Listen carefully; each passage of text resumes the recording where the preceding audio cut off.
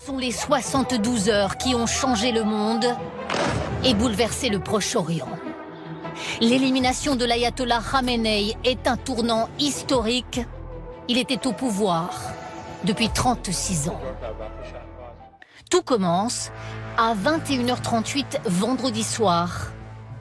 Donald Trump fait passer cet ordre au commandement militaire au Moyen-Orient. Opération Fureur épique validée. Pas d'abandon de mission. Bonne chance. Samedi, 7h15. Le jour est déjà levé sur Téhéran.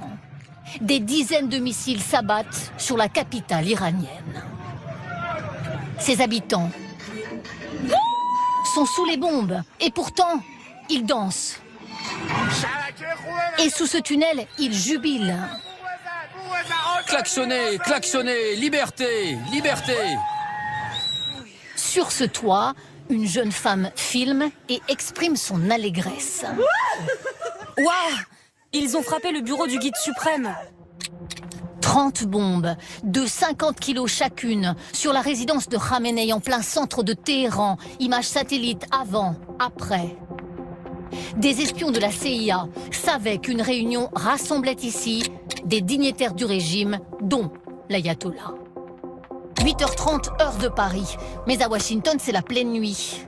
Donald Trump, casquette USA sur la tête, suit les opérations de sa résidence en Floride. Puis il demande aux Iraniens de renverser le pouvoir après les opérations militaires. Restez à l'abri, ne quittez pas votre domicile. Il est très dangereux de sortir dehors, des bombes vont tomber partout. Lorsque nous aurons terminé, prenez le contrôle de votre gouvernement. 9h10. Première riposte iranienne sur Israël.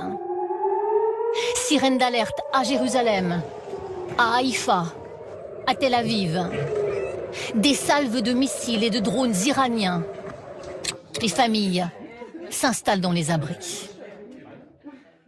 Si on peut finir une fois pour toutes, ça prendra le temps que ça prendra, mais tant que ce sera bien fait. Si c'est pour repartir tous les 6 mois, c'est pas l'intérêt. Midi 11, toujours samedi. Confirmation d'une frappe iranienne sur cette base navale américaine à Bahreïn. Le Moyen-Orient s'embrase. L'Iran frappe aussi l'Arabie Saoudite, le Koweït, le Qatar. Oh my God. Mais aussi les Émirats arabes unis, la Jordanie, tous les pays abritant des bases américaines. Ces Français installés à Dubaï se réfugient dans un parking. On était en train de prendre la douche et d'un coup, une explosion est arrivée. Et on a ressenti l'immeuble trembler. 19h30, Conseil de défense à Paris. 400 000 Français sont présents au Moyen-Orient. La priorité absolue pour nous est évidemment la sécurité de nos ressortissants. Dimanche, 2h30 du matin, un présentateur de la télévision iranienne est en larmes. Il annonce la mort de l'ayatollah Khamenei. L'ayatollah Khamenei est mort en martyr. Lui qui a consacré sa vie à protéger la République islamique d'Iran. Eux ne pleurent pas. Bien au contraire. Nouvelle scène de liesse dans les rues de Téhéran. Ils ont eu Khamenei. Ils l'ont tué. Félicitations les gars. 7h30, le régime vacille mais ne plie pas. Immense manifestation des partisans des mollahs à Téhéran. Ils représentent un quart de la population. 9h. Le régime prépare d'ailleurs déjà la relève. Le président du Parlement iranien intervient à la télévision pour préparer la suite. La transition est assurée par ces 3 personnes, dont l'actuel président iranien, Massoud Pezeshkian. Pas de vacances du pouvoir.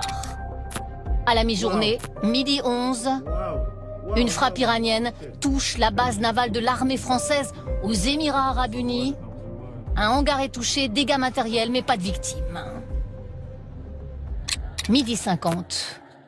Un abri anti-aérien situé sous une synagogue en Israël est touché. 9 morts sont sortis des décombres.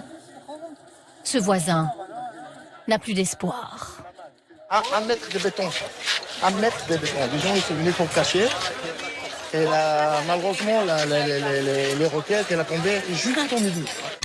15h30, toujours dimanche. 3 morts côté armée américaine. Pas de détails sur la manière dont ces 3 soldats ont été tués. Le décès d'un 4e GI est annoncé aujourd'hui. Donald Trump vient de faire basculer le monde dans une nouvelle guerre.